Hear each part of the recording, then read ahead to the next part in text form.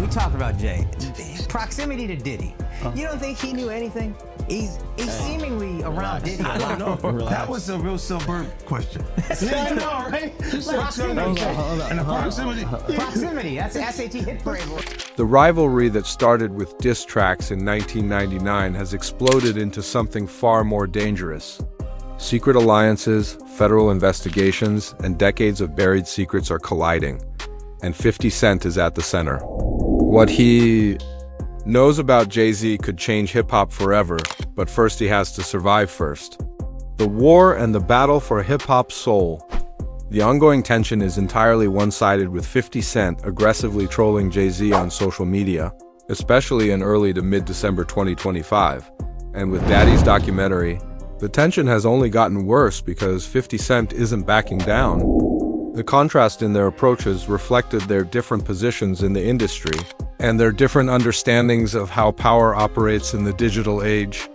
50 Cent had embraced social media early, recognizing its potential to bypass traditional gatekeepers and speak directly to audiences.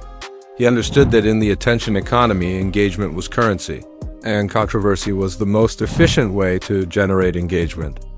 Jay-Z, by contrast, maintained a more traditional celebrity posture, speaking rarely and only through official channels, treating his mystique as an asset to be protected rather than spent. In the era of Instagram and TikTok, 50's approach was proving more effective at shaping public perception, allowing him to control narratives that Jay-Z's silence left open for others to fill.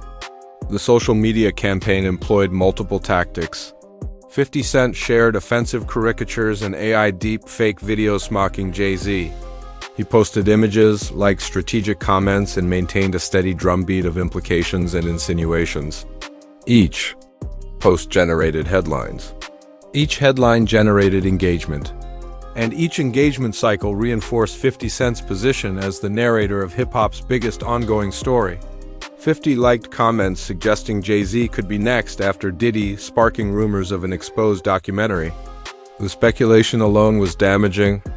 Even without a documentary being produced, the possibility of one kept Jay-Z's potential vulnerabilities in public consciousness. Old rivals entered the fray, adding layers of complexity to an already complicated situation. Speculation arose of J. Rule teaming up with Jay-Z Roc Nation against 50, prompted by Instagram follows and comments. Ja Rule had called 50 a cancer to the culture, suggesting the Diddy documentary and Jay-Z trolling had gone too far and damaged hip-hop's reputation in ways that would take years to repair. But when Jay signed his contract, the big one was with Beyonce. When he signed that contract, the marriage contract, he got trophies. Now those trophies came rolling in, buddy. 50 dismissed it, laughing them all. My momentum make them all get together, LOL, and proclaimed he's not afraid of Jay-Z or J. Rule. The response was quintessential 50 Cent, dismissive, confident, and designed to minimize his opponents while maximizing his own perceived power.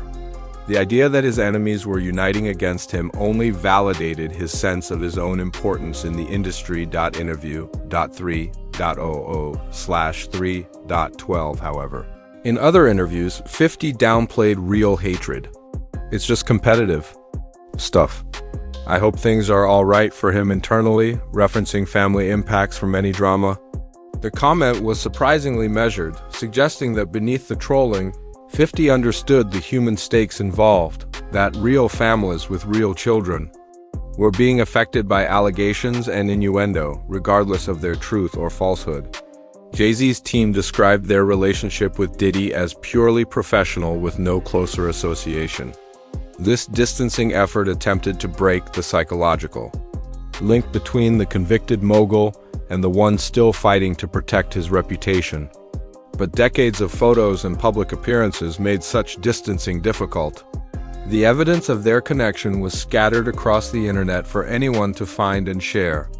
Jay-Z's legal history shows a pattern of aggressive defense and eventual victory. In 1999, Jay-Z was charged with stabbing producer Lance Univera at an NYC nightclub, pleading guilty to a misdemeanor in 2001 and receiving 3 years probation. The incident demonstrated both his capacity for confrontation and his ability to emerge from legal trouble with minimal consequences. The Big Pimp and copyright lawsuit was... I think all celebrities are doing the same thing. Yeah. Right, and when you see, if I wasn't saying anything, guess what? You could safely say that a person on the outskirts that is not involved in hip-hop culture could think that everybody in hip-hop culture is with... was dismissed in October 2015 when a judge ruled the plaintiff lacked standing, with the Ninth Circuit affirming the win in 2018. The victory demonstrated his ability to outlast opponents in legal warfare through superior resources and representation. The final federal paternity case was dropped with prejudice in 2025, ending a decade-plus battle, but the dismissal of legal claims did not end public discussion, especially with 50 Cent constantly amplifying the narrative and keeping questions alive in the public consciousness. This remained the fundamental truth underlying all this speculation. Being friends with someone who committed crimes is not itself a crime. When asked why he kept giving hints about Jay-Z and the immoral activities of other industry heavyweights, he had this to say, interview.5.05/5.19 legal vindication in courtrooms does not automatically translate to vindication in public opinion. But in the court of public opinion, guilt by association proved powerful, especially when amplified by someone with 50 Cent's platform, persistence, and willingness to push boundaries that others wouldn't dare approach. The rivalry that began in 1999 with lyrical shots has evolved into something far more complex and consequential. It now encompasses business competition, legal allegations, paternity claims, and the fallout from Diddy's conviction.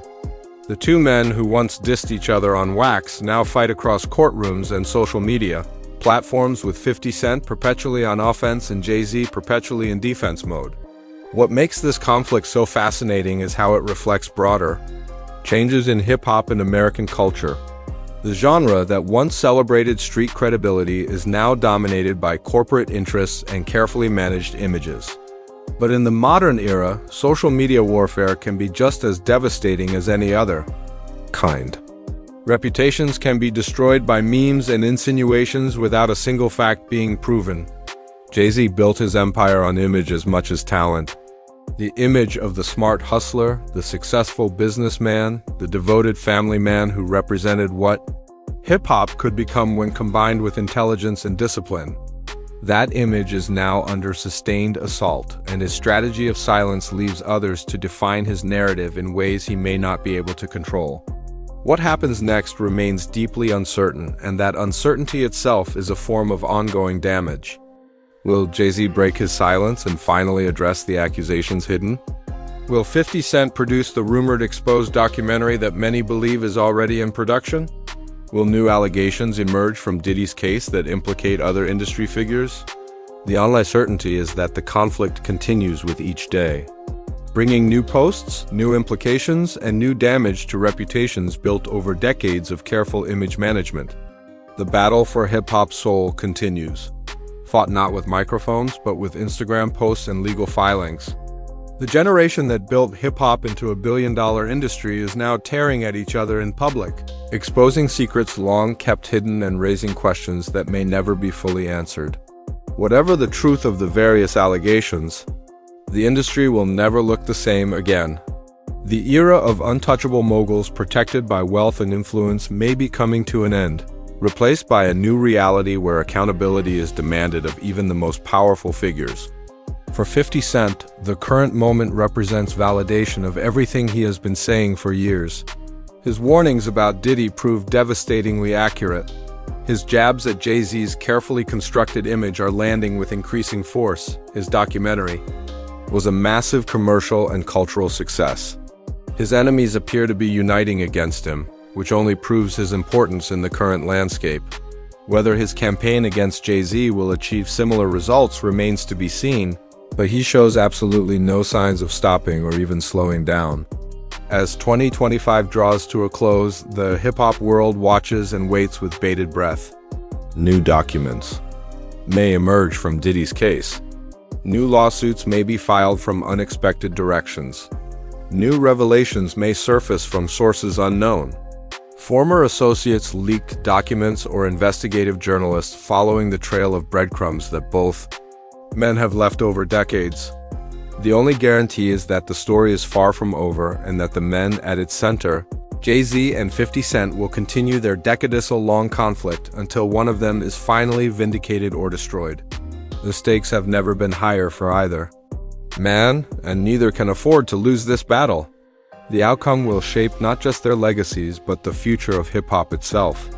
The birth of a feud and the bullets that changed everything?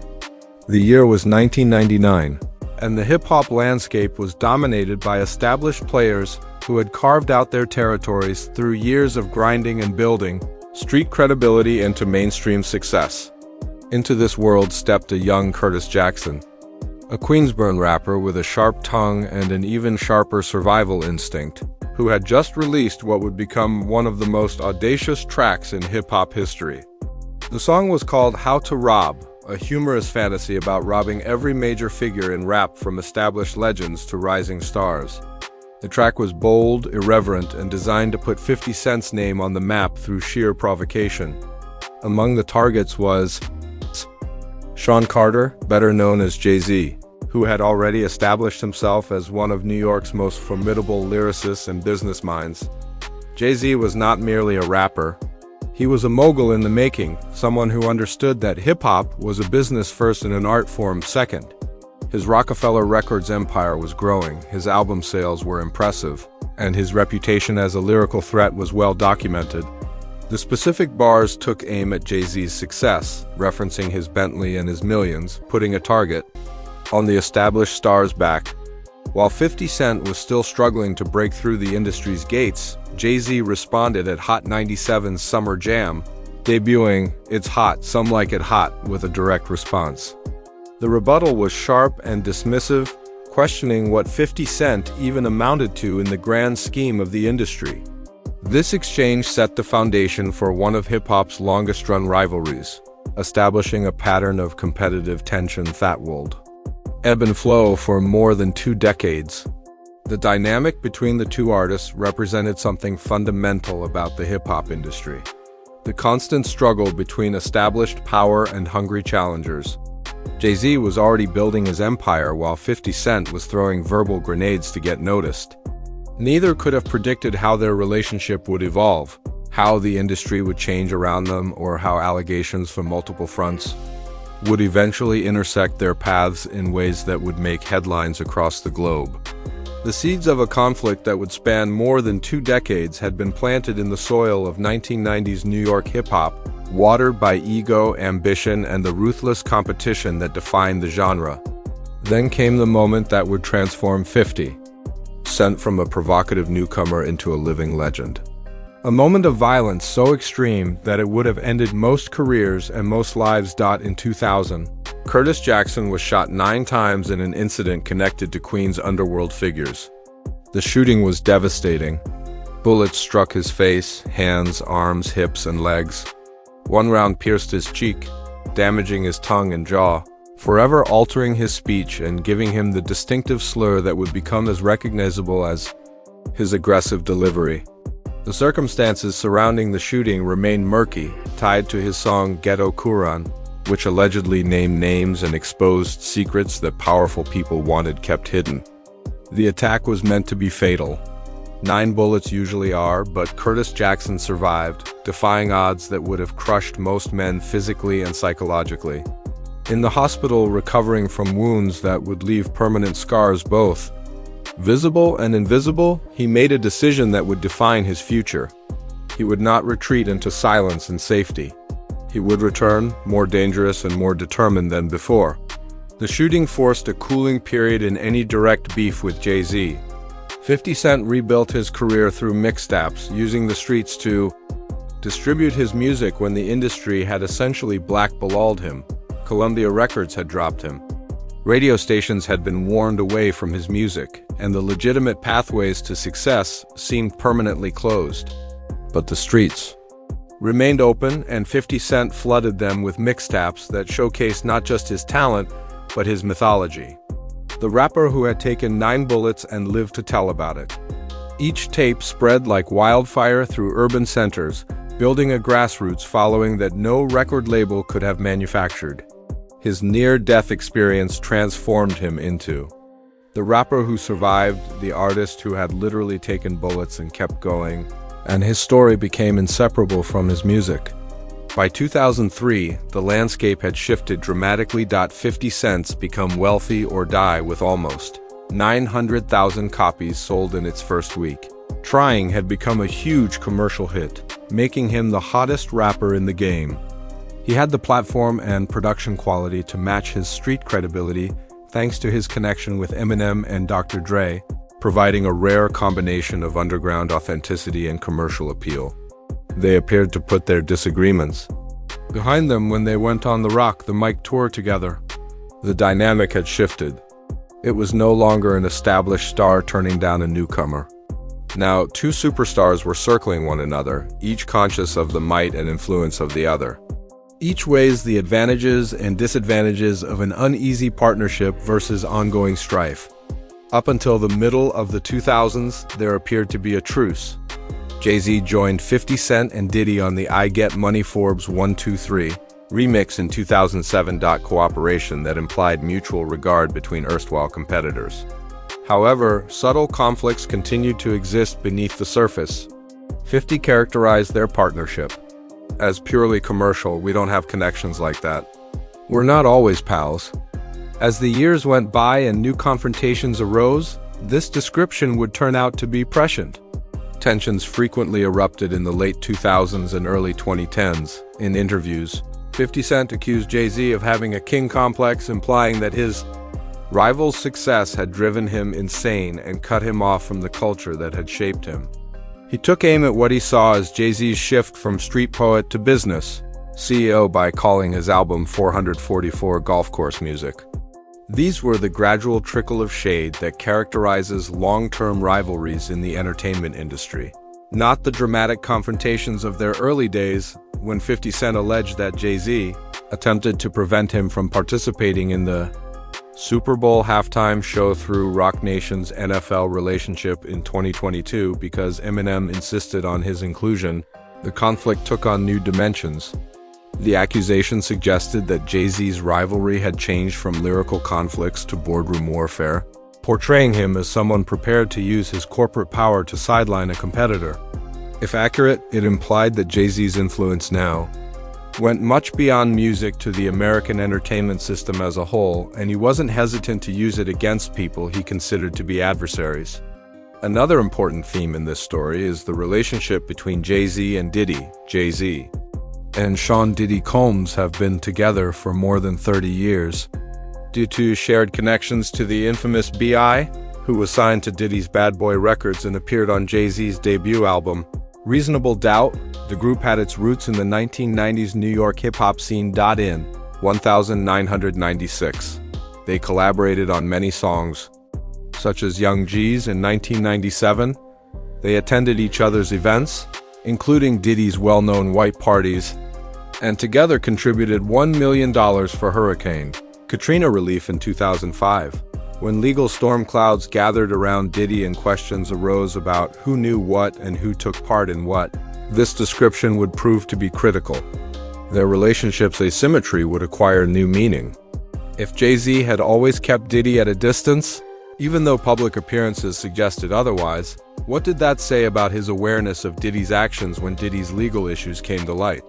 What would happen next now that the groundwork had been established? A hazardous environment waiting for a spark had been produced by decades of rivalry, perceived and actual slights, business disputes, and personal hostility. Accusations, and the documentary that made all the difference. 2024 was a pivotal year in hip-hop history that few people could have predicted. Once seen as untouchable because of his wealth and power, Sean Diddy Combs encountered a series of legal issues that led to federal prosecution. Diddy's legal problems worsened in 2024 and 2025, leading to federal accusations of racketeering and trafficking. The businessman who had spent decades defining hip-hop glamour was now in danger of going to prison for the rest of his life. Diddy's downfall was more than simply the shame of one man. It called into question the fundamental Principles of the hip-hop industry. His actions had been the subject of whispered allegations for years, but his influence and authority seemed to shield him from the repercussions. These safeguards had vanished now that federal agencies were involved. Everyone had a straightforward inquiry. Who else might fall if Diddy could? Susceptible? The entertainment industry was rocked by the accusations made against Diddy. Former co-workers withdrew. Business alliances fell apart, and rumors that had been whispered for decades suddenly made headlines. Businesses that had proudly showcased their collaborations with Bad Boy Records have since removed those links from their websites. Artists who had relied on his guidance to advance their careers now felt compelled to highlight their independence. However, 50 Cent, who had been warning about Diddy for years and now found himself validated in the court of public opinion, may have taken advantage of the situation better than anybody else. Long before the federal accusations made headlines, 50 Cent was working on a documentary about Diddy's alleged crimes. He had been hinting on social media for years, implying that he knew things that the general public didn't, creating excitement for a project that many people wrote off as trolling.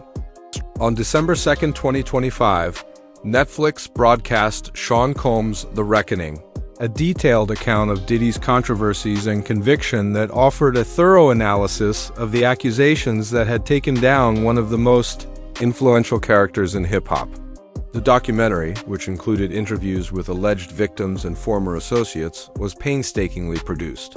However, Doc's achievement raised 50's prominence by establishing him as someone who had seen through the industry's facade while others continued to act blindly. Even as concerns about his next target surfaced, his credibility surged. The long-standing friendship between Jay-Z and Diddy generated rumors and memes that were magnified by posts from the 1950s. Internet investigators and gossip sites alike were now scrutinizing every picture of them together, every cooperation, and every joint stage appearance. It was a straightforward but deadly question that hung over everything. What was Jay-Z aware of? When did he find out? The inquiry itself was detrimental to a reputation based on intelligence and awareness of his surroundings, even if there was no answer. 50 Cent quickly changed his focus. 50 uploaded a deepfake video of Jay-Z's face on Lionel Richie's body at the end of November 2025, suggesting that Jay-Z was happy not to be included in the documentary. Over the next few days, the teasing got more intense. 50 posted a severely insulting caricature of Jay-Z on December 8th and 9th, 2025, with the remark, "Please stop sending me stuff like this." The image was enlarged to resemble the former Camel Cigarettes mascot. "I will not share it." "Jay-Z is next, isn't he?" was a fan comment that 50 Cent found amusing, causing a great deal of conjecture that Jay-Z would experience similar scandals. The lawsuit that altered everything then surfaced.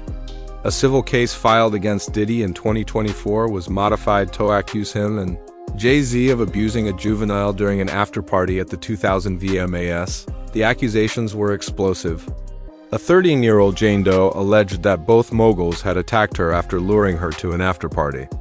The allegation linked to one of the most well-documented evenings in music history, giving charges that would otherwise seem too ludicrous to believe a veneer of detail. The revisions, which were made in December 2024 at the height of Diddy's legal issues, turned what had been a tale of one mogul's demise into something possibly much more significant. On September 7, 2000, Radio City Music Hall hosted the 2000 MTV Video Music Awards.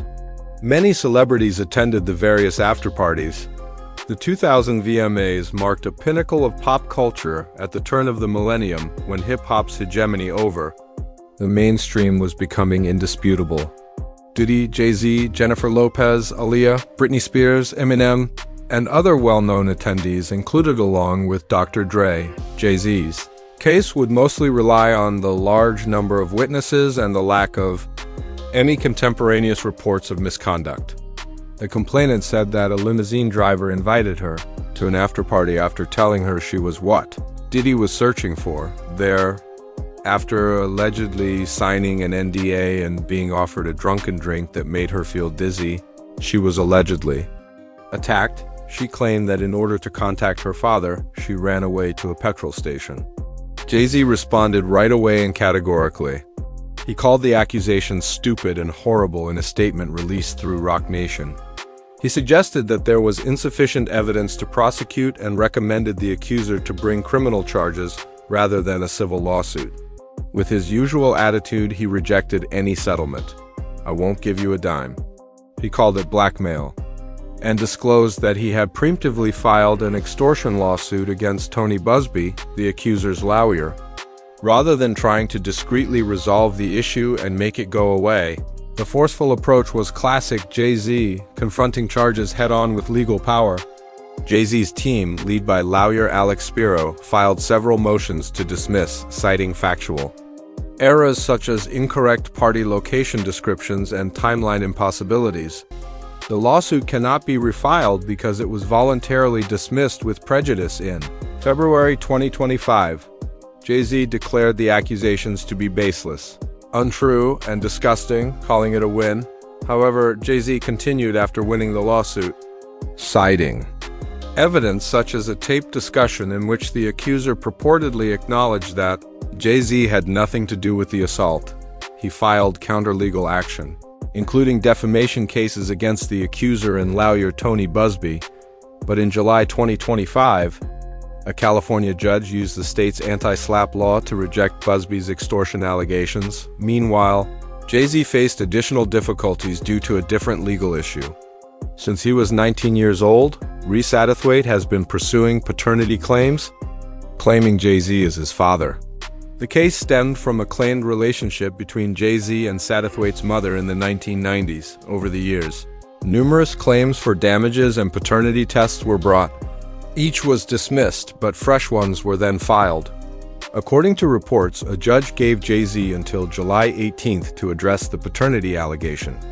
A perfect storm of legal and PR difficulties resulted from the timing, which coincided with the fallout from the Diddy-related accusations. According to rumors, 50 Cent would include the person in a future documentary, which would put pressure on Jay-Z and present 50 Cent as someone who is prepared to speak up for people that the industry has unjustly suppressed. The combination of these court cases, the rejected accusations of assault, and the continued paternity accusations, and the shadow of Diddy's imprisonment put Jay-Z's meticulously crafted public persona under unprecedented strain. He had positioned himself for decades as the model citizen of hip-hop, the rapper who became a businessman, the entrepreneur who wed a world-renowned figure, and created a family that embodied Black excellence. His strategy of silence was being put to the test like never before as that image came under attack from several angles. I appreciate you watching. Examine further cards displayed on the screen.